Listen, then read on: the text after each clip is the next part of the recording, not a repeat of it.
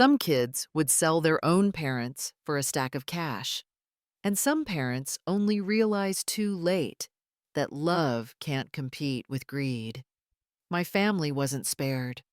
What happened to us was brutal, and I'm done staying silent. Today, I'm finally ready to tell you everything. So please, subscribe to my channel, like and share this video, and tell me in the comments, where are you watching from? I still remember the sound of the fountain outside our house in Greenwich. Everyone said the Dalton estate was the dream of Connecticut's upper circle. They called us the Golden Couple. Owen and I built Dalton Holdings from nothing back in the 1980s, turning a small marketing agency into a communications empire serving luxury brands. Our faces had appeared in glossy magazines more times than I could count. We smiled for cameras told stories about teamwork and trust, and pretended that our success was the proof of a perfect marriage. For decades, we were the couple people wanted to become. Behind those polished photos, though, I was watching my husband fade. Owen's hands trembled when he tried to sign documents. He forgot names, meetings, and sometimes even the way home from the office. I told myself it was just exhaustion, but deep down, I knew age was taking him faster than I wanted to admit. Our mansion looked like peace carved from stone. Roses bloomed every spring, cameras blinked quietly at every gate, and the staff kept the silverware polished until it shone like mirrors. Friends who visited said they could feel stability in every corner. Yet inside, there was a silence that grew thicker each year. Henry, our only son, barely called anymore. Vivian, his wife, filled the house with perfume and false compliments. She smiled sweetly at me in public, but the moment we were alone, her tone turned sharp and dismissive. I could sense the calculation in her eyes whenever Owen coughed or stumbled. Sometimes at dinner, I would look at the long table between us and wonder how love could shrink so quietly. Owen would fall asleep before dessert, and Vivian would scroll through her phone pretending to check business updates. Henry just stared into his glass. The family everyone admired was crumbling in slow motion, and nobody wanted to admit it. I had always believed that loyalty and kindness would protect me, but lately, when I walked through the hall lined with family portraits, I could feel something colder, a distance that smelled of greed. I just didn't know yet that the empire we built would soon become the battlefield of our own blood. Owen Dalton used to walk into any room and silence it without saying a word. His presence alone commanded respect. For decades, he was the man who arrived at the office before sunrise, dressed immaculately in his navy suits, his desk perfectly organized. Employees often whispered that Mr. Dalton could spot a typo from 10 feet away. He believed in precision in order, and in the idea that discipline built empires. I used to admire him for that. I still do in a way, but the man I see now is only a shadow of who he was. After his 70th birthday, everything began to change. His doctor mentioned gout first, then diabetes. At first, Owen brushed it off, claiming he was too busy to be sick. Yet slowly, his energy faded. The morning walk stopped. The sharpness that once defined him dulled into irritation and confusion. He had to cut down on work, and for the first time, I saw fear in his eyes, not of illness, but of losing control. The company was his life's work, his identity. Without it, he seemed lost. Henry stepped in with confidence, saying he would handle operations for a while. Vivian followed close behind, always ready with her gentle smile and soft voice, offering to manage Owen's appointments and bills. I wanted to believe they were trying to help, but something in my chest tightened every time I saw them whispering near his study. They insisted that I rest more, travel, leave the business matters to them.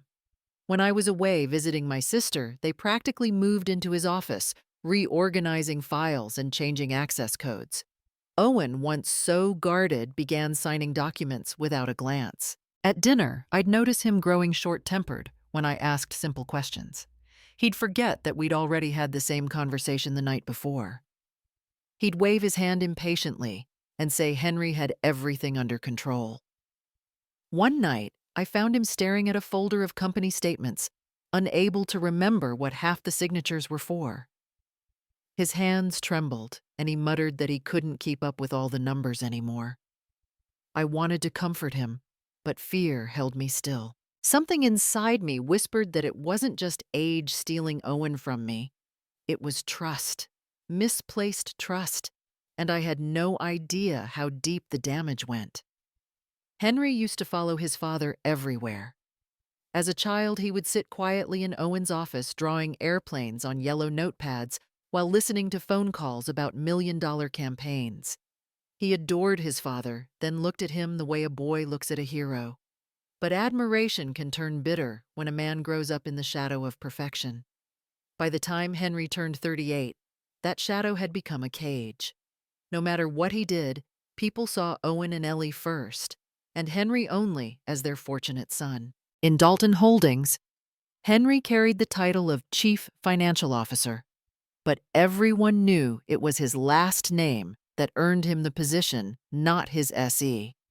The board tolerated his indecision because Owen insisted he would improve with time, but he didn't. Henry was good at pretending, nodding through meetings, copying his father's tone, quoting business principles he barely understood. When the numbers failed to add up, he blamed the system or the staff. I had stopped expecting him to change years ago, but I didn't see the danger in his insecurity until Vivian entered the picture. Vivian was the kind of woman who whispered instead of shouted. She knew how to turn her words into seeds that grew inside Henry's restless mind. She would stroke his arm and say softly that he was the rightful heir, that the empire should already be his, that Owen and I had lived long enough in power. I once overheard her in the hallway, telling him that the only thing standing between them and freedom was paperwork. I wish I had confronted her then. Under her influence, Henry began speaking with newfound confidence about modernizing the company, restructuring shares, creating new investment channels. Owen, weakened by illness, nodded along. He trusted his son. I noticed documents piling up for signatures, new accounts being opened, ownership percentages, shifting quietly. When I asked what was happening, Henry gave me the same practiced smile his father once used with clients. Sometimes at night I heard him pacing in his old bedroom, muttering to himself about numbers' legacy worth. He wanted to prove that he was more than a name, but he couldn't see that his desperation was leading him straight into greed. Vivian Rhodes entered our lives like sunlight through glass, bright, warm, and almost blinding. She was 24 when I first met her, a sharp young marketer at Dalton Holdings. I remember thinking she reminded me of myself at that age, ambitious, eloquent, and quick to adapt. When Henry introduced her to us, I was the one who told Owen she might be good for him. Back then, she laughed easily, helped me in the kitchen, and called me Mom, with such sincerity that I believed she truly cared. I didn't know that kindness could be a disguise. The transformation began right after the wedding. Vivian turned from affectionate daughter-in-law to something colder and more calculating. She started small, taking over the household expenses, insisting she could help us manage things more efficiently. Soon, she began offering advice about investments, insurance, and property taxes, saying that we needed to think like the younger generation. Her tone was polite, but the meaning was clear. She thought we were outdated. Owen, flattered by her confidence, listened to every word. I watched as she replaced the accountant we had trusted for years, saying he was too old-fashioned for digital finance. Vivian had a way of making control look like care. She'd smile sweetly while checking our bank statements, or suggest that Owen delegate more to Henry for his health. She knew exactly which buttons to press. When Owen's hands began trembling too much to sign neatly, she offered to organize the paperwork for him. That was when the signatures started multiplying. Over dinners, she would casually mention inheritance optimization and estate planning. One evening, she told Owen that transferring his shares to Henry early could help the family avoid high taxes later. It sounded reasonable, even generous, but I felt a chill when she said it. I asked why I hadn't been consulted, and she smiled that perfect, composed smile, the kind that ends every argument before it starts, and said, "You shouldn't have to deal with these stressful details, Mom. Let us handle it." From that night on, I knew I was being quietly moved out of my own family's circle of power. Owen trusted her judgment more than mine. Henry followed her lead without question. I began to see the pattern. Vivian wasn't just helping. She was positioning herself slowly, strategically, to own everything that once belonged to us. Autumn Blake had been with us longer than most of our relatives had stayed in touch. For more than 30 years, she had served the Dalton family with quiet loyalty, moving through the mansion like its steady heartbeat. She had watched Henry grow from a polite little boy who used to sneak cookies from the kitchen into a man who now barely looked her in the eye. To me, Autumn wasn't just a housekeeper. She was part of our family, the one person I trusted completely when I was away. She was meticulous in her routines, polishing the silver, keeping the rose garden trimmed, and managing the household staff without ever raising her voice. Over time, Owen gave her access to everything: the storage room keys, the safe combination, and even the household accounts. He used to say if Autumn wanted, she could run this place better than any of us. I believed him. Autumn had earned that trust the hard way, through decades of discretion and integrity. When I had to travel to Germany for a business trip, I left her in charge of the house. It was supposed to be just 2 weeks. Before I left, Vivian hugged me and said sweetly that she would help Autumn monitor things just to make sure Owen didn't overwork himself. I remember the hesitation in Autumn's eyes as Vivian asked for the camera system codes, saying she wanted to keep an eye on deliveries and visitors. I told Autumn to share them. After all, it sounded harmless. I didn't know then how dangerous that decision would become. Autumn noticed the changes before I did. She saw the way Vivian lingered around Owen's study during the day, bringing tea she insisted on preparing herself. She heard whispered arguments between Henry and his wife when they thought no one was listening. Sometimes she'd find documents on Owen's desk that weren't there the night before, but she said nothing, not yet. One evening, while locking the back door, Autumn overheard Vivian on a phone call in the living room, her voice low but sharp, saying something about signing before the weekends. That was when the suspicion bloomed in her chest like a warning. Autumn wasn't an impulsive woman, but she had lived long enough to know when something was wrong. From that night, she began writing things down: times, conversations, names, all in a small notebook she kept hidden behind the cleaning supplies. She didn't know exactly what Vivian was plotting, but she knew one thing for sure: storms always start quietly, and she wasn't going to be caught unprepared when this one hit. The first sign came in a simple text from Autumn one afternoon while I was still in Germany. It read, "Vivian brings her own food for Mr. Dalton every day now. Says the chef's cooking doesn't suit him anymore." I frowned reading it twice. Owen had always been picky about his meals, but he trusted our longtime chef Martin, who'd cooked for us for nearly 20 years. The idea that he suddenly preferred Vivian's cooking felt off. Still, I tried to convince myself it was harmless. Maybe she was just trying to take care of him. Maybe she meant well. But then Autumn sent another message. She also brings him vitamins and organic cigarettes, says they help him relax. I froze. Owen had quit smoking years ago after a heart scare. He used to complain that even the smell of cigarettes made him nauseous. Why would he start again, and under her encouragement? When I called to ask him, he laughed gently and said Vivian was just thoughtful, that she wanted to make sure he was healthy. "She's a modern girl, Ellie," he told me, his voice slightly slurred. "Keeps me young." I wanted to believe it was only the medication making him sound so lightheaded, but something inside me began to tighten, a quiet knot of dread forming at the base of my stomach. I started checking the home cameras every evening just to reassure myself that everything was fine. At first it was. Vivian moved around the house as usual, carrying folders, bringing tea, sitting by Owen's side. Then one evening around 9 p.m., I saw something that made my blood run cold. She entered Owen's study with a tray and closed the door behind her, not gently, but deliberately. And then she locked it. In our house, doors were never locked. Not between family. I waited, staring at the feed, but the minutes dragged on. 45, 50.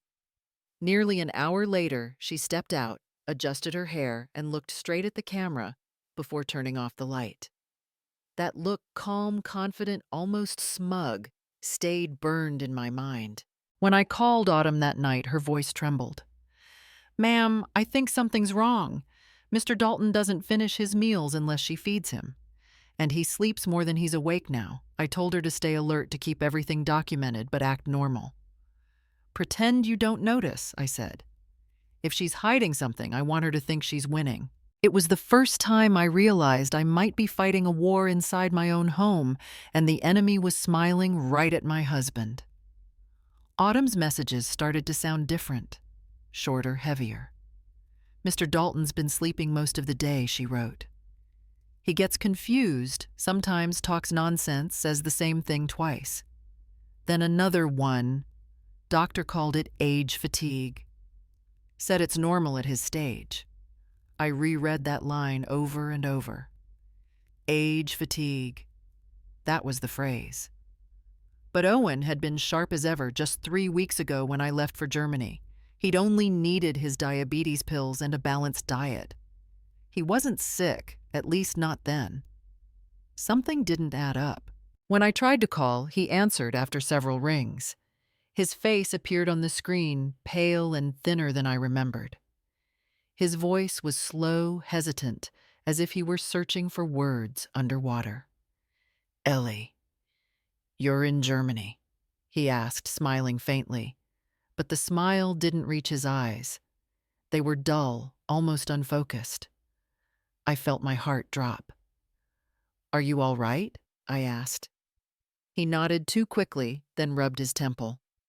"Just tired. Vivian's been helping with my meals. She says I should rest." There was a long pause, then I heard footsteps. Vivian appeared behind him, holding a tray with a cup and a bottle of supplements. Her tone was sugary sweet. "Mom, Dad's doing so much better," she said. "He's just taking some natural medicine to regulate his sleep. Don't worry, everything's under control. You enjoy Germany, okay?" Her words floated out like honey. But there was a stiffness beneath them, too. Practiced, too perfect. I watched Owen take a sip from the cup without hesitation. Something about it made my skin crawl. His hand trembled slightly. His eyes blinked slow, unfocused. "Ellie, don't worry," he murmured again, his voice barely more than a whisper. I wanted to scream through the screen to ask what she was giving him, but Vivian leaned forward and ended the call before I could speak. That night, I sat on my hotel bed staring at the black screen, my hands shaking. It wasn't just old age. The doctor might call it exhaustion, but my instincts screamed otherwise. The man I saw on that call wasn't aging. He was being subdued, quieted, and the person holding the cup to his lips was smiling like a nurse who already knew the diagnosis. I called Henry the next morning, still shaken from the video call with Owen. The moment he answered, I could tell something was off. His tone was polite but distant, like he was speaking to a client instead of his mother. I went straight to the point. "Henry, have you noticed your father acting strange lately?" There was a pause long enough for me to hear his breathing. Then he said, almost too casually, "He's fine, Mom. Probably just adjusting to the new medication." You know how he gets when the doctor changes things. I wanted to believe him, but there was something rehearsed in the way he said it. The same calmness Owen used to have when hiding something from investors. Before I could ask more, I heard Vivian's voice in the background, smooth and practiced. "Mom, please don't worry," she said loud enough to make sure I could hear. "Everything's under control here. Just focus on your trip. Dad's recovering wonderfully." Her words floated through the speaker like perfume sweet, but suffocating.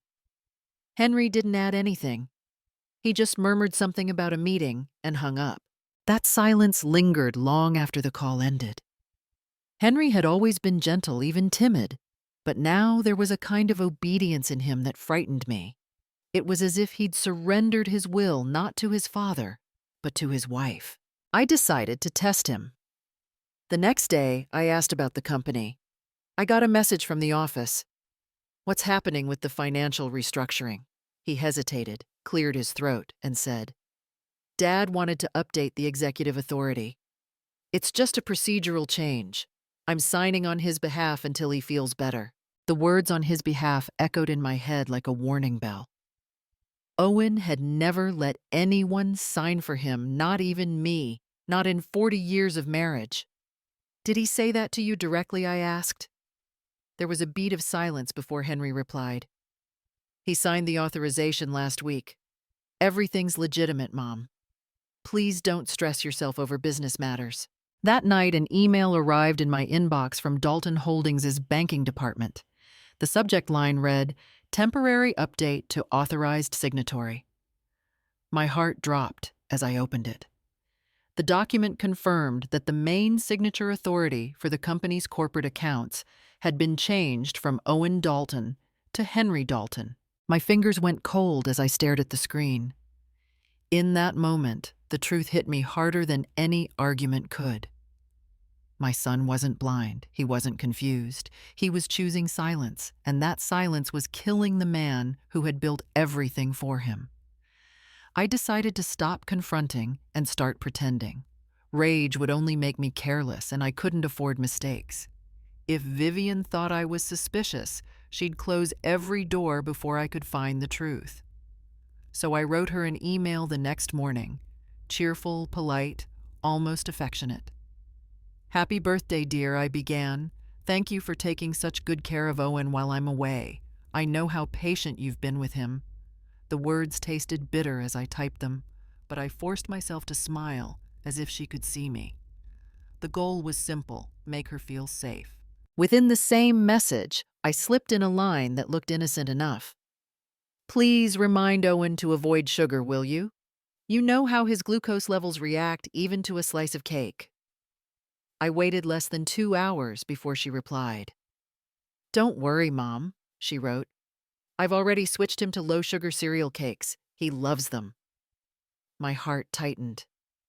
Vivian had just confirmed she controlled his meals completely, and she wanted me to know it. I forwarded the exchange to Autumn with one line: "Keep observing." We didn't speak directly anymore. Everything had to stay written and neutral. Autumn understood perfectly.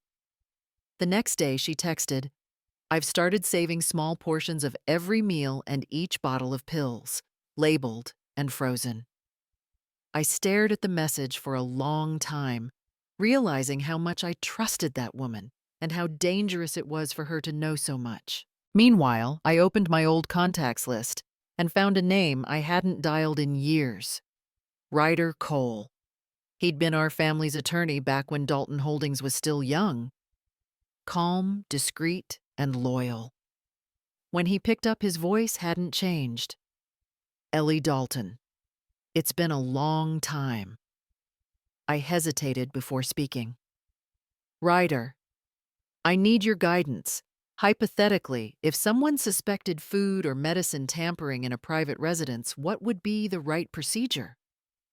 There was a pause. Then he asked softly, "Are you saying you suspect poisoning?" I exhaled. "Not yet. But I need to be ready if I'm right." He told me to document everything preserve samples in airtight containers and never confront anyone until I had lab confirmation. If you're wrong, you'll look paranoid, he said. But if you're right, you'll need evidence strong enough to hold up in court. That night, I sat at my desk rereading Vivian's cheerful email, each word glowing like poison through the screen. I smiled to myself, fingers still on the mouse. "You're clever," I whispered, "but not clever enough." I tried calling Owen every morning after that, but the answer was always the same. Sometimes it was Henry picking up his voice polite but clipped, saying Dad's resting Mom. Doctor wants him to sleep more. Other times it was Vivian, her tone syrupy and fake. "Oh, Mom? He just fell asleep after lunch. You know how medication makes him drowsy. I'll tell him you called." Then she would hang up before I could reply. Day after day, my husband became a ghost behind the phone line, always resting, always too tired, always just out of reach. Autumn's messages became shorter, more cautious. One evening, she sent Mrs. Dalton the living room and Mr. Owen's bedroom cameras now require a new password. Vivian said it's for security reasons. I read that line again and again until the words blurred. Security. That was her word for control. I knew she was closing the walls around him, making sure no one could see what was happening inside that house, not even me. The next time I spoke to Henry, he sounded almost irritated, a tone I'd never heard from him before. "Mom," he said, sighing into the phone, "you really should let me handle things now. These new asset regulations are complicated. You wouldn't understand." I could feel my pulse in my throat. My own son talking to me like a client he'd outgrown. I wanted to shout that I had built that company brick by brick with his father, that I had read more contracts in my life than he had, but I bit my tongue. Rage wouldn't bring Owen back to me. It would only make them hide deeper. That night, I sat by the hotel window, the German skyline glowing with quiet indifference. I opened my journal, something I hadn't done in years, and began to write, my hand trembling slightly.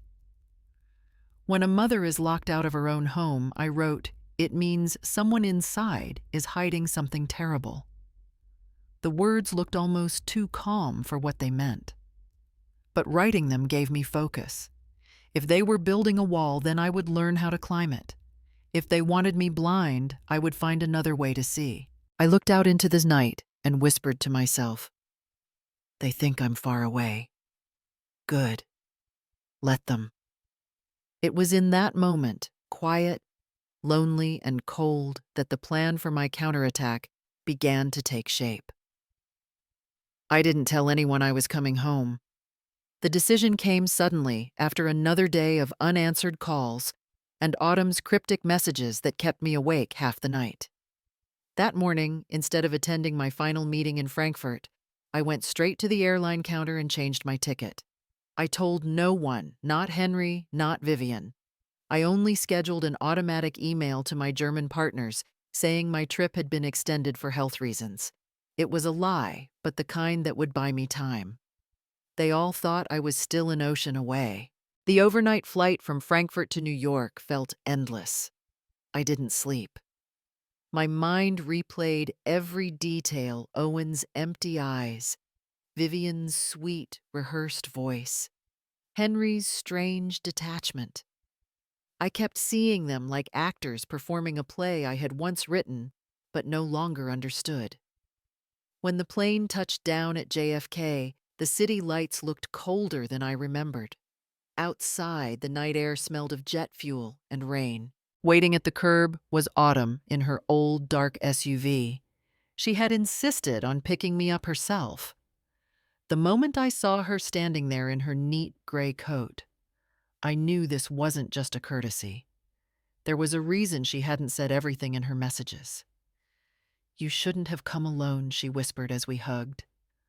Her voice trembled slightly, but her eyes were fierce. "There are things you need to see, ma'am, tonight." The highway toward Greenwich was nearly empty. Streetlights blurred past like pale ghosts. Autumn drove without music, both hands tight on the wheel. Every few miles, she would glance at me in the mirror and then back at the road. Finally, she said, "He's weaker than you think." And she's always there. Always. I stayed silent, staring out the window at the dark outline of Connecticut woods. My pulse pounded in my throat. When we turned onto the familiar private road leading to Dalton Estate, something inside me twisted. The house that had once glowed with warmth was now a silhouette against the night, cold, still, and silent. The front garden was dark, the security lights turned off. Only one faint light shone upstairs from Owen's bedroom, a narrow, trembling glow that made my stomach tighten. Autumn parked near the gate and killed the engine. We sat in silence, listening to the hum of the crickets outside. "He's awake now," she said softly. "But you should be the one to see what she does when she thinks no one's watching." I looked up at that pale light again, hovering in the darkness, and for the first time in months, I felt fear not of losing Owen, but of what I might find when I opened that door.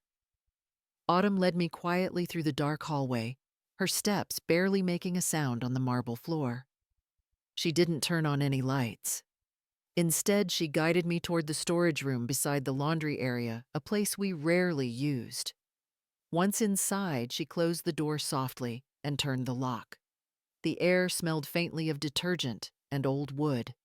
From the pocket of her coat, she pulled out a thick folder and a small USB drive wrapped in a paper napkin.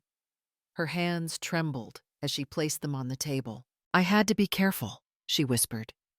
"If she ever found out I'd be gone before morning." Then she opened her laptop, plugged in the USB, and the screen flickered to life.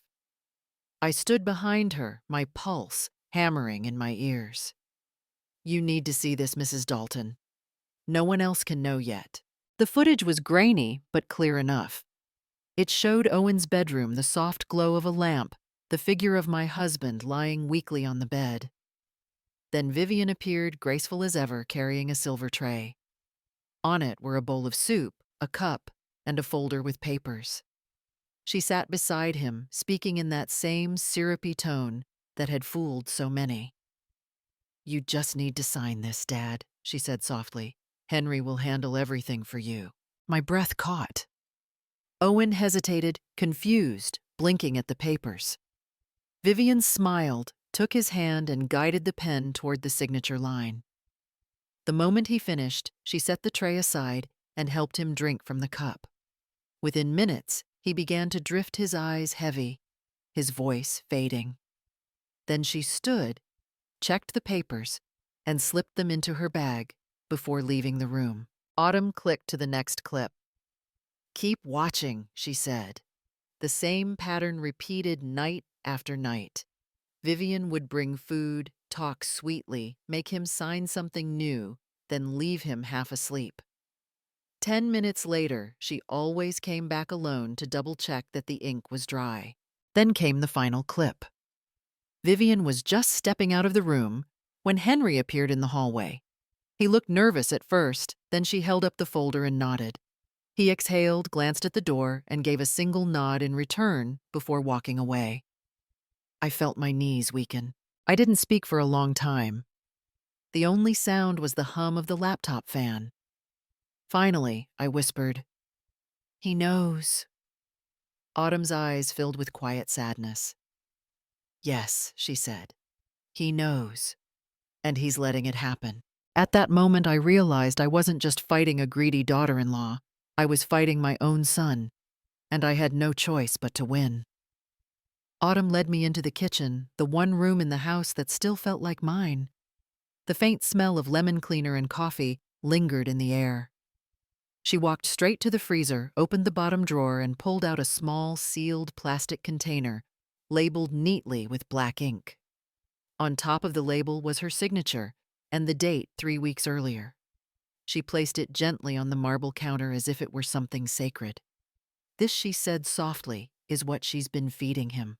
My heart pounded as Autumn put on her glasses and opened a folder she had brought. I sent this sample to a private lab in New Haven, she explained. I told them I was a nurse running routine tests for a home care patient. They didn't ask questions. She slid a printed report across the counter toward me. The words blurred for a moment before I forced myself to focus. There, in black and white, was the truth I had been dreading. The analysis listed 2 substances, donepezil, a high-dose Alzheimer's medication, and saccharin in excessive concentration. Autumn tapped the page with her finger. This isn't medicine, Mrs. Dalton. This is manipulation. Donepezil at this level doesn't treat confusion, it causes it. It makes the patient compliant, disoriented, and dependent. And saccharin. It creates craving for sweetness. She's been training his brain to trust whatever comes from her hand. I felt my stomach turn cold. The image of Vivian spoon-feeding Owen flashed before my eyes, the way he smiled faintly, the way he slurred his words afterward. I had thought it was age or stress or illness, but no, it was design, a slow poisoning of mind, not body. Autumn's voice trembled as she went on. She dosed him just enough to make him forget details, but not enough to raise suspicion. When he signs papers, he probably believes she's helping. She closed the folder carefully. This wasn't negligence. It was intent. I gripped the edge of the counter, my fingers whitening. She's been poisoning him. I whispered the words barely escaping my throat. Not to kill him, but to control him. My reflection in the glossy counter looked unfamiliar eyes, fierce lips trembling. Then I said it aloud, the truth I could finally see in full. She's not just poisoning my husband. She's poisoning my legacy. Autumn didn't respond. She just nodded, once eyes glistening. Between us, the small plastic container sat silently on the counter, cold, deadly, and undeniable. Autumn wasn't finished. She reached into her leather bag once more and pulled out another folder, thicker, heavier, its edges worn from being handled too many times. She set it down between us with a quiet thud that made my heart skip. There's something else, she said, voice low. I found this in the office files Henry forgot to lock. She flipped it open to reveal a notarized document stamped with the Dalton Holdings seal. The title read, Transfer of 47% ownership from Owen Dalton to Henry Dalton. I froze. The pages seemed to blur before my eyes. Autumn slid a photocopy toward me. It was certified 3 days ago, she said. But look at the signature. Look at my breath caught. Owen's name, once elegant and firm, now sprawled across the line in uneven loops, letters collapsing into each other. It looked like a child's imitation of handwriting, or the effort of a man whose hand no longer obeyed him. The pen had pressed too hard in some places, barely touched in others. This isn't his signature, I whispered. Not in any state of clarity. Autumn nodded grimly. I compared it with older documents. The difference is obvious. And there's something else, the date. She pointed to the corner of the page. I leaned closer and saw it immediately. The signing date matched the exact day Owen had been admitted to Greenwich Hospital for acute hyperglycemia. He had been sedated, monitored, unable to make coherent decisions. He couldn't have signed this, I said, my voice trembling. He was under treatment. The doctor told me his motor control was impaired. Autumn turned another page to show the notary section. No valid witness listed, she said. Only a typed line that says verified in private residence. That means it can be challenged. The transfer was executed without proper oversight. Legally, it's vulnerable. She closed the folder and met my eyes. If you bring this to court, they can declare it void. For a moment, I couldn't move. I just stared at the page, at that shaky signature pretending to be my husband's will. The ink might have been fresh, but to me, it smelled of betrayal. They didn't just steal his trust, I murmured. They used his weakness as their weapon. Autumn placed her hand over mine. Then we use the law as ours. And in that single sentence, the path forward became clear. Autumn closed the folder slowly, as if sealing away the darkness inside it, then looked up at me with the calm steadiness of someone who had already mapped the next step. "You haven't lost everything," she said quietly. "The house is still in your name, so are the savings accounts and the gold vault. They never touched those." For a moment, I couldn't breathe. The words sank in like light slipping through a crack in a locked room. Not lost. Still mine. For weeks I had felt stripped of everything: my husband, my family, my power. But suddenly I saw it clearly. If my name was still on any document, then I still had leverage. I still had a weapon. I turned toward Autumn, and the fog of despair began to lift. "That means I can fight," I said. "I can fund the case. Hire experts, bring Ryder in officially." Autumn nodded, a faint spark of pride in her tired eyes. "Exactly. They used your kindness against you, but now you use your independence against them." We agreed that my return must remain a secret. Henry and Vivian believed I was still in Germany, and that illusion was my shield. "Let them think you're gone," Autumn said. "The longer they underestimate you, the stronger your case will be." So we told the staff and the neighbors that my flight had been delayed. Even the housekeeper was instructed to say I'd called from overseas. Every lie became a brick in the wall of my disguise. That evening, I stayed hidden upstairs in the guest room overlooking the driveway. I drew the curtains just wide enough to see the entrance. The air outside was cold, the first traces of autumn wind brushing against the glass. A few minutes later, headlights swept across the yard. Vivian's white SUV pulled into the garage. I watched her step out wearing her favorite cream coat, her heels clicking proudly on the pavement. She was smiling that perfect practice smile that had fooled everyone, even me once. But not anymore. As the garage door slid shut behind her, I leaned closer to the window, whispering so softly that only the glass could hear. "Keep smiling, my dear, because tomorrow the one being questioned will be you." And for the first time in months, I felt something warm rise in my chest. Not fear, not anger, but focus. The kind of strength that comes when a woman stops surviving and starts fighting. I decided to play the part they expected of me, the frail, confused old woman who no longer posed a threat. It wasn't an easy act, but years of living beside manipulators had taught me one thing: predators relax only when they think their prey has stopped running. So that morning I called Henry with a trembling voice and said, "Son, I've been forgetting things lately. Maybe I'm becoming like your father was." I let my tone drift slow and uncertain, adding small pauses, as if I were struggling to remember my own words. On the other end, there was a long silence before Henry replied softly, "It's okay, Mom. Just rest. Vivian and I will handle everything for you."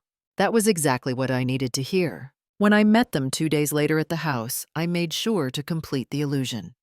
I wore an old cardigan with a missing button, left my hair slightly tangled, and walked with a slower step than usual. My lipstick was uneven. My sentences wandered. When Vivian greeted me at the door, her smile was all pity and poison. She tilted her head, studying me like a patient under examination. "Oh, Mom," she said sweetly, "you look so tired. Maybe it's time to stop worrying about all those papers and finances. Let us take care of it, okay? You just focus on your health." Her words were sugar-coated, but I heard the metal underneath. The trap had snapped, and she thought she had caught me. I nodded weakly, murmuring, "Maybe you're right, dear. I just can't keep up anymore." Then I looked down, pretending to fumble with my sleeve while secretly noting every expression that crossed her face.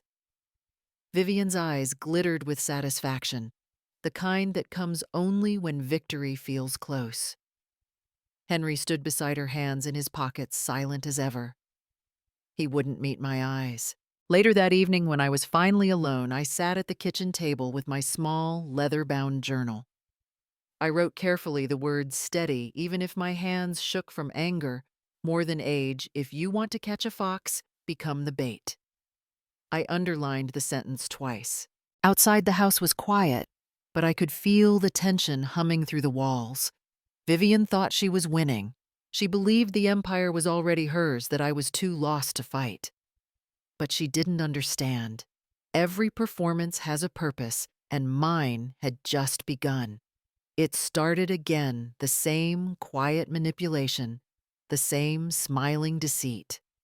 Vivian had become more confident since I began pretending to forget things. She thought the performance was real. One afternoon, she came over with a concerned tone that could have fooled anyone who didn't know her. "Mom," she said sweetly, "I've arranged for a quick checkup with a specialist. Just a routine assessment to make sure you're taking care of yourself." Her eyes lingered too long, watching for my reaction. I simply nodded, playing the weary, compliant mother. 2 days later, a man arrived at the house, a doctor I'd never met. He spoke softly, asked vague questions about memory and routine, smiled too often. It felt more like an interview than an examination. I gave him just enough wrong answers to keep the act alive. When he left, Vivian walked him out, whispering something I couldn't hear. That evening, she told Henry that the test results suggested early cognitive decline. The next morning, Henry showed up with a folder and a rehearsed expression of concern. "Mom," he said, "this report says you might have mild Alzheimer's. It's best if you sign this temporary authorization so we can handle your assets, just until you feel better." I looked at the paper, my name already printed neatly at the bottom. They had prepared everything. What they didn't know was that Autumn had been 2 steps ahead. She had visited the same clinic earlier that day, under the pretense of picking up my prescription, and requested a copy of my file. What she found inside changed everything. The original report showed no signs of mental decline, perfectly normal cognitive function. Attached to it was a confidential note, amended diagnosis per client request, payment received $5,000. When Autumn showed me the evidence, I felt equal parts rage and relief. "They paid the doctor to fake your results," she said. "This isn't just manipulation anymore, it's fraud." I took a deep breath. The more they tried to make me weak, the stronger I became. That evening, Vivian came to my room with her usual charm, bringing a tray of tea and biscuits. "You should drink this before bed, Mom," she said softly. "It'll help you sleep." I smiled and thanked her, pretending to sip. What she didn't know was that I had already switched the teapot earlier that afternoon. Hers went into the freezer, sealed and labeled. Mine was filled with plain chamomile. As soon as she left, I poured the untouched tea into a small glass vial and wrote the date on it. Sample A, Vivian's blend. I placed it next to the food evidence in the hidden drawer. They thought I was falling asleep. In truth, I was waking up. Ryder Cole's calm voice over the phone steadied me more than he probably realized. I told him everything about the falsified report. The suspicious food, the sudden forgetfulness. Everyone seemed eager to believe. When I finished, he was silent for a moment, then said, "Ellie, Connecticut is a one-party consent state. That means if you're part of a conversation, you can legally record it without telling the other person." His tone was firm, deliberate. "If they're conspiring under your roof, you have every right to document it. Just do it carefully, and make sure the evidence is backed up somewhere safe." That was all I needed. I wasn't going to rely on instinct anymore. I wanted proof carved in pixels and sound. The next morning, Autumn and I began preparing the house. She brought a small box of micro cameras from a security supply store in Stamford. They were tiny, no bigger than a coin each, with a motion sensor and night vision. I hid one inside the tall porcelain vase on the kitchen counter angled toward the breakfast table. Another went behind the light switch in the study, Vivian's favorite spot for her private paperwork sessions. The third was fastened under the dining table where Henry and Vivian often sat together, whispering over contracts they thought no one could hear. Autumn handled the technology like a surgeon. She created a private encrypted cloud account, one that couldn't be accessed from any of the family devices. Every clip and audio file uploaded automatically, labeled by date and timestamp. Even if they find one camera, she said the data will already be off-site. Her voice was calm, but I could sense the quiet thrill of justice in her movements. For my part, I carried something smaller, a sleek silver pen Ryder had mailed me a week earlier. It was a recorder disguised as a writing pen legal for personal use and simple enough for me to operate discreetly. I kept it in the pocket of my cardigan the way an old woman might keep her reading glasses. That afternoon, it finally paid off. I was sitting in the living room pretending to read the newspaper when I heard their voices drifting in from the hallway. Vivian's tone was hushed but urgent.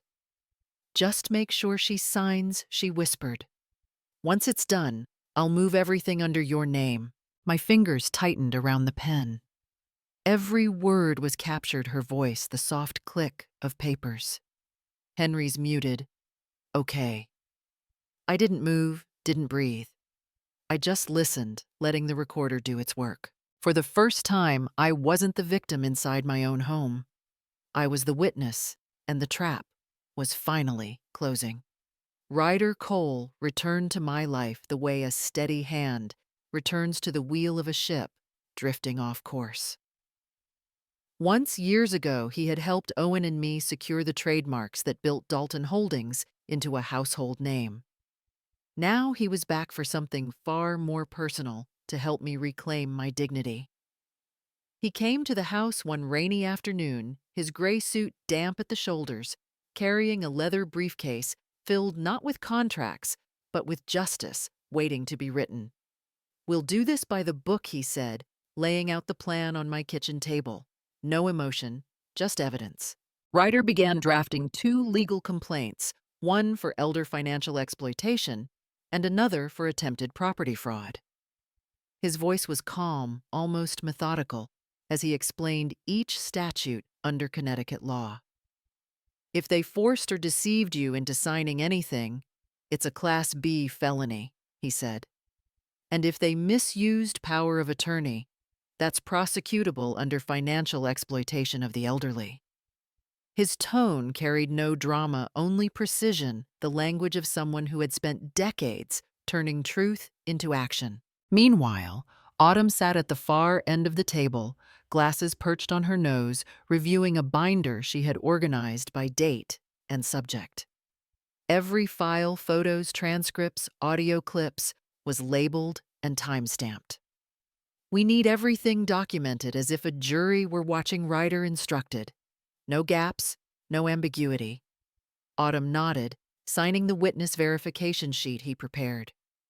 "I'll be your neutral observer," she said. "I can testify that all evidence was collected lawfully." I watched her sign, realizing how extraordinary it was to have such loyalty disguised beneath humility. Without her, none of this would exist. With her, we had a case strong enough to shake the Dalton empire to its core. Ryder outlined the final stage of our plan. "You wait," he said, looking directly at me. "You let them bring the paper to you. The moment Vivian asks you to sign that power of attorney in front of witnesses, we trigger everything: recordings, lab reports, financial proofs. We'll file the complaint with the Fairfield County Superior Court within the hour." His words were simple, but they carried the quiet force of a verdict. I nodded slowly. "So we let her think she's already won," I said. Ryder smiled faintly. "Exactly. Confidence makes the guilty careless." That night after he left, I sat alone in the dim kitchen, the rain tapping softly against the windows. On the table lay a folder labeled Dalton v. Dalton Draft Case. For the first time in months, I wasn't just surviving. I was preparing to strike. It happened on a Thursday night, the kind of evening when the air felt heavy and still. I had planned it down to the smallest detail, the lighting, the timing, even the way the kitchen floor would catch the fall. Vivian always entered around 8, right after her nightly call with Henry. So I waited, standing by the counter holding a glass of water, letting my hand tremble just enough to look believable. When I heard her heels clicking down the hallway, I whispered to myself, "Showtime," and let my knees give out. The glass slipped from my hand, shattering against the tile as I collapsed beside it. The sound brought her instantly to the doorway, but not with the reaction most people would expect. There was no panic, no rush to help. Instead, Vivian paused, assessing the scene like someone admiring their own handiwork. A faint smirk touched her lips before she reached for her phone. "Henry," she said, her voice calm, almost cheerful. "I think she's finally losing it. Maybe it's time we finish signing everything before she forgets her name entirely." The hidden camera inside the kitchen vase captured every second her voice, her tone, even the satisfaction in her posture. She knelt beside me not to help, but to confirm. Her fingers brushed my wrist as she checked my pulse. Then she leaned close enough that I could feel her breath on my cheek. Finally, she whispered her words soft and venomous. "It's your turn to fade." Every syllable was recorded, every moment stored. I kept my breathing shallow, my eyes half closed, but my mind was sharper than ever. From that narrow slit between my lashes, I saw her expression, not pity, not fear, but triumph. It was the smile of a woman who thought she had already won. And in that instant, I realized that I had everything I needed. Proof not only of her intent, but of her soul. When she left the room to call Henry again, I opened my eyes fully. My body still lay still on the cold floor, but my heart was steady. The camera's red light blinked once, confirmation that it had caught it all. As I pulled myself up, my reflection in the glass door looked older, yes, but unbroken. I brushed the dust from my hands and whispered to the empty room, "Let her think I've fallen. Tomorrow she'll learn who really stands." That night, I didn't feel weak anymore. I felt ready. The meeting was scheduled for a Thursday morning in the Dalton family's sunroom, the same place where Owen and I once hosted company parties, back when laughter and trust still filled these walls. Now the air was thick with calculation. Henry and Vivian had invited me under the pretense of a family financial alignment, but the moment I walked in, I knew it was a setup. Their lawyer sat at the far end of the polished oak table, next to a financial advisor and 2 representatives from the bank. Everything was arranged too neatly, like a stage prepared for my surrender. Vivian looked radiant, or rather overprepared. Her hair was sculpted perfectly, her lipstick bold, and she wore a tailored ivory suit that screamed power. She stood as I entered, offering a smile that could have frozen steel. "Mother," she said warmly, "we're so glad you could make it. This is just to simplify things. We've organized all the paperwork so you don't have to worry anymore." She lifted a sleek folder embossed with gold letters, "Power of Attorney." Her voice was honeyed, every word rehearsed. "You just need to sign here, and Henry and I will take care of everything from now on." I took my seat slowly, letting my hand tremble just enough to sell the act. Autumn, standing quietly behind me, poured tea into delicate porcelain cups. I could feel her steady presence like armor. I adjusted my glasses and gave Vivian a frail smile. "Well," I said softly, "if it'll make things easier for you children, I suppose I can sign." Vivian's eyes flickered with victory. Henry leaned forward. "It's just a formality, Mom. Nothing complicated." I nodded, pretending to struggle with my bag before pulling out a small remote control. "You know," I said, my voice gentle, almost amused, "my signature isn't as pretty as it used to be. My hand shakes a lot these days, so I like to keep a sample of my old one for comparison." Vivian's expression faltered slightly. "That's not necessary, really." But I pressed the button anyway. The projector came to life, casting a bright light against the white wall. For a heartbeat, the room was silent. Then the first video began to play. Vivian leaning over Owen's bed, whispering, "Just sign this, Dad. Henry will handle everything." Her voice clear as crystal filled the room. Henry froze. The lawyer's pen slipped from his hand. Vivian's smile vanished. I leaned back, my tone calm and almost kind. "You were right, dear," I said. "Old age does make the hands shaky, but the truth that never trembles." At that moment, I knew the game had ended. They just hadn't realized yet who had won. I pressed the button again, and the screen behind me flickered to life. At first, the image was shaky, the grainy view from a hidden kitchen camera. Then it focused sharp enough to make every sound in the room stop breathing. On the screen, Vivian stood at my marble countertop, her hair tied neatly back, her hands moving with practiced precision. She picked up a small white pill from a tiny bottle, crushed it between 2 spoons, and stirred the powder into a cup of tea meant for Owen.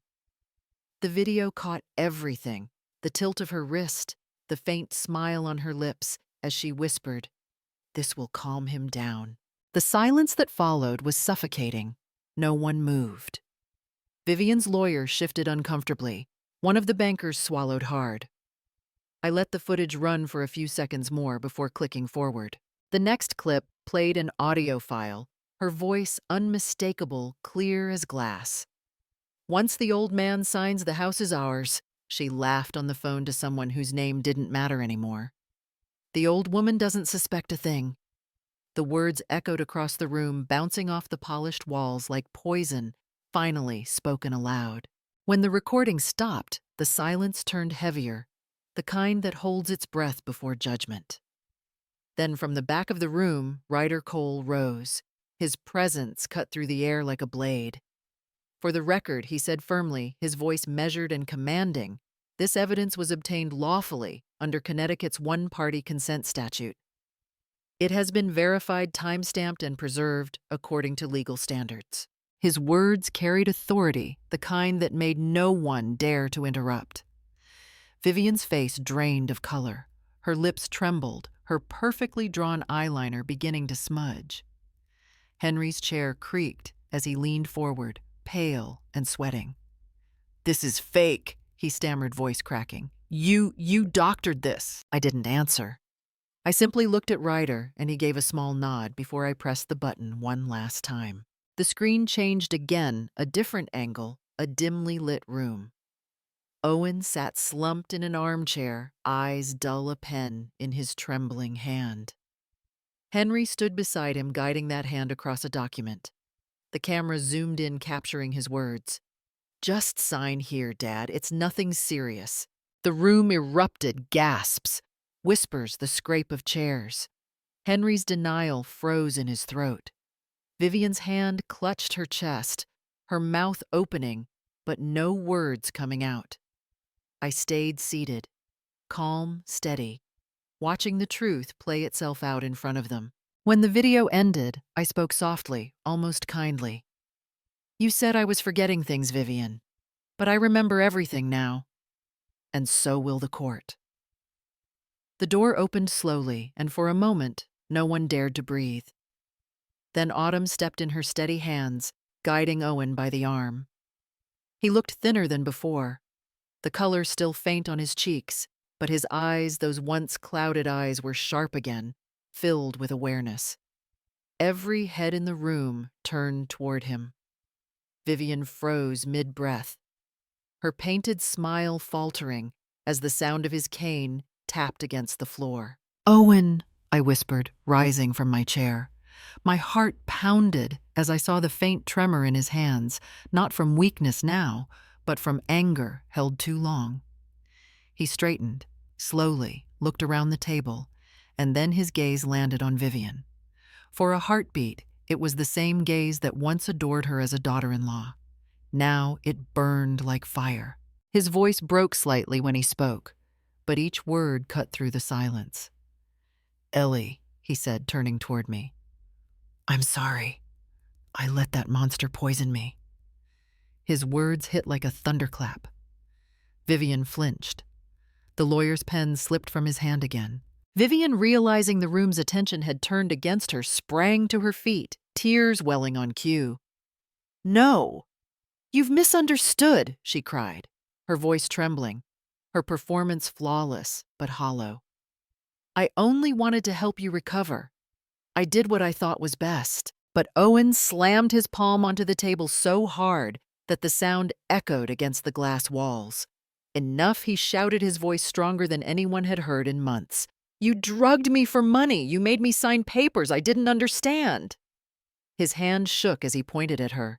"You smiled in my face while feeding me lies." Vivian's sobs cracked into silence. No one moved. Henry stared down at his hands, his knuckles white, his shame as visible as his guilt. The air was so thick, it felt like it could choke you. Even the bankers who had come expecting a smooth transaction now sat frozen eyes darting between Owen and the woman who had just been exposed. And then the faint click of a camera. Mounted on the wall, the home's security system captured every word, every expression, every sound. Ryder had made sure of that. The footage would serve as legal confirmation that Owen Dalton, co-founder, father, and victim, was fully conscious and mentally competent when he accused his daughter-in-law of attempted financial and medical fraud. I stood behind him, my eyes wet, my heart steady. After all the months of silence and deceit, the truth had finally spoken. Not from me, not from the evidence, but from the man who had once been lost inside his own fog. The room remained silent, but this time the silence belonged to justice. The room exploded with tension the moment Vivian realized she was cornered. Her flawless mask cracked, her breath quickened, and her eyes darted from face to face, searching for an escape that didn't exist. Then, in a sudden burst of panic, Henry stood up, knocking his chair backward. "I didn't do anything," he shouted, his voice shaking. "I just followed her plan. She said you and Dad were confused. She said it was for the family." His words came out like a desperate confession, every syllable splattering against the marble floor like drops of guilt. Vivian turned toward him, eyes blazing. "Don't you dare put this on me, Henry," she snapped, her calm composure gone. "You signed those forms too. You knew everything." But Henry wasn't listening. His chest heaved, his hands trembled. I looked at him, my son, and for a moment time stood still. I didn't see the grown man in a designer suit. I saw the boy who used to build model airplanes in the living room, who once hugged me goodnight and said I was his whole world.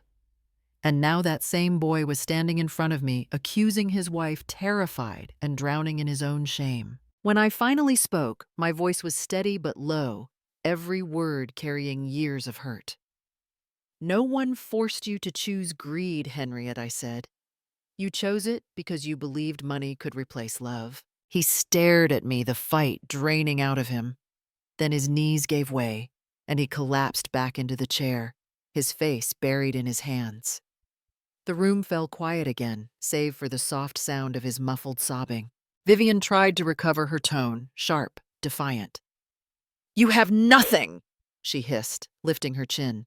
"A few edited videos don't prove anything. Anyone can fake those." Before I could answer, Ryder Cole rose from his seat. Calm and precise, he opened his briefcase and pulled out a sealed envelope. "Actually," he said, his voice cutting through the silence, "we have more than enough." He laid the documents on the table, the official forensic report and the investigation summary.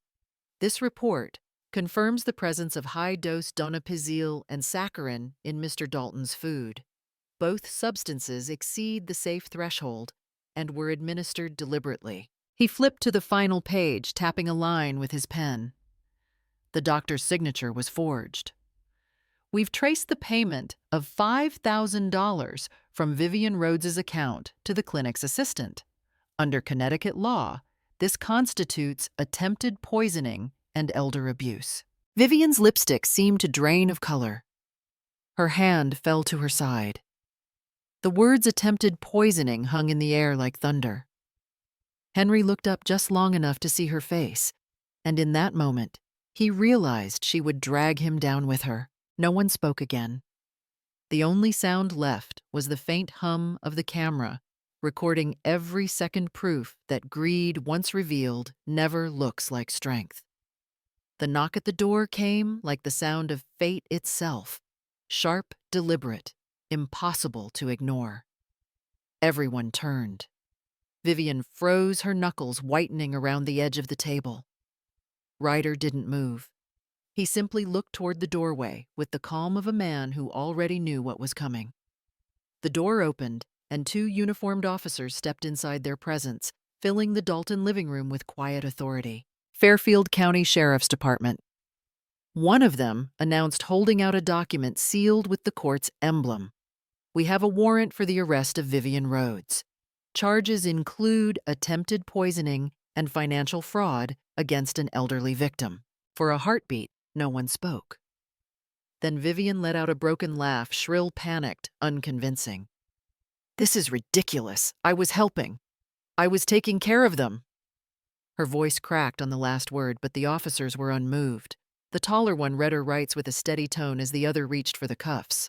"No!" she screamed, backing away. "You don't understand!" But before she could finish, the cold metal snapped around her wrists. The sound of the handcuffs echoed across the marble floor, a metallic punctuation to months of deceit. And then came the cruelest irony. She was standing in the exact same spot, in that lavish Dalton living room, where weeks earlier she had smirked at me and said, "Your time is over." Now, surrounded by witnesses flashing badges and silence thick as justice, it was her turn to taste humiliation. Henry stood motionless beside her, his face drained of color. "Please," he stammered. "There must be some mistake." He reached out as if to protect her, but one of the officers stopped him. "Sir, you'll need to remain where you are," the officer said firmly. "You're under review as a potential accomplice. Please cooperate." Henry's hand fell back to his side. His shoulders slumped. The man who once strutted with entitlement now looked like a child caught stealing from his own home. Vivian's voice broke into sobs. "Ellie, please tell them I didn't mean to hurt anyone. I love this family." But I didn't answer. I just stood there, calm, steady, watching the scene unfold exactly where it needed to. As the officers guided her toward the door, I finally spoke, my voice low, unwavering. "You told me my time was over," I said. "But it was never over. It was only waiting for a fool to wake it up." Vivian turned, eyes wild with disbelief, just before the door closed behind her. The sound of the latch locking was the softest, sweetest justice I'd ever heard. "Money can buy lawyers," I said softly during the press conference, "but it can't buy back honor."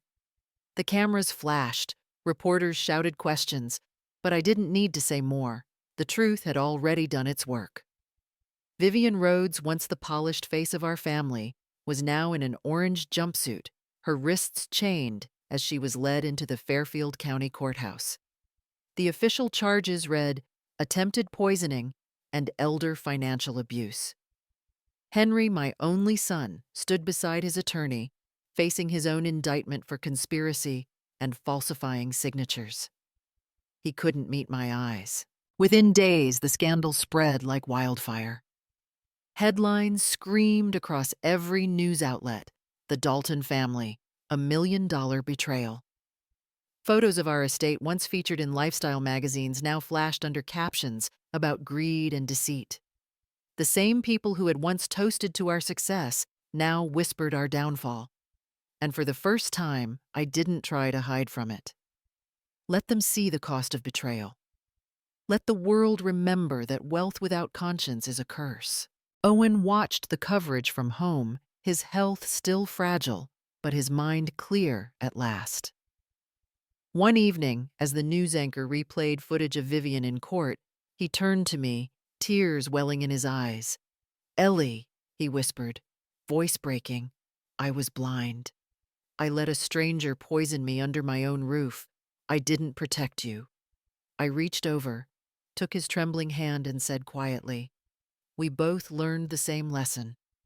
Owen, sometimes the deadliest poison isn't in a cup, but in misplaced trust."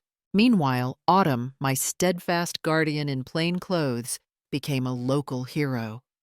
The city newspaper ran a feature titled, "The Housekeeper Who Spoke Up." She refused every interview, saying only, "I just did what was right." I honored her the way true loyalty deserves a lifetime stipend. Her name permanently added to my will and a note written in my hand. To the woman who protected both my life and my truth.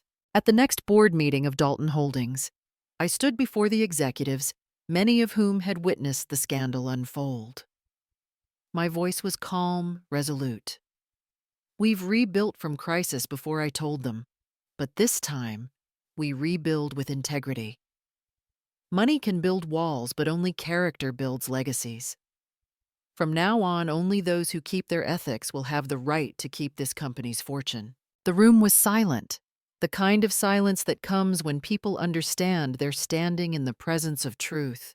Old age isn't weakness, I wrote in my journal that morning. It's simply the gift of having seen too much to ever be fooled again. The words felt calm, like the last note of a long song, finally resolving into peace. Months had passed since the scandal that tore our family apart, and the house once haunted by secrets had found its rhythm again. The air on the porch smelled of roses and warm tea. I stood by the railing, pouring 2 cups into the porcelain set Owen and I had bought decades ago on our honeymoon in Charleston. He sat beside me, glasses low on his nose, reading the newspaper. The front page no longer carried our names. There was quiet now, the kind of quiet you earn, not inherit.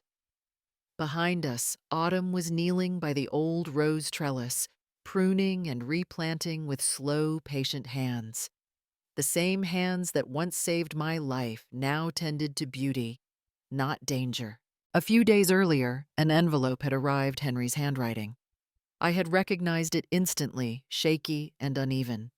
The letter was full of remorse lines crossed out, tears dried into the paper. He begged to see me, to explain, to apologize face to face. I read it twice, then folded it neatly and left it on the mantel. When Owen asked what I would do, I smiled faintly and said, "When he learns the value of honesty, this door will still be open." Some lessons require distance to sink in, others silence. That evening, as the sun dipped behind the oak trees, I opened my journal again. The page smelled faintly of ink and lavender. Those who betray, I wrote, believe they are clever. But true intelligence is knowing when life is testing you and passing without becoming bitter. Owen reached for my hand. We didn't speak. There was nothing left to explain. Sometimes healing doesn't come from words, but from the quiet endurance of love that survives everything else. The camera in my mind pulled back the porch, the roses, the steam rising from the teacups. A woman no longer angry, only wiser. A man beside her, humbled but forgiven. And in the garden, the faithful witness who had seen it all, tending to life again. Then, as if addressing every woman who had ever sat in silence after betrayal, my voice echoed steady and sure. Old age isn't weakness, it's wisdom sharpened by betrayal. And to those still living through their own storms, I would add this: if you've ever been betrayed by those you love, share your story. Where truth lives, justice always finds its way home.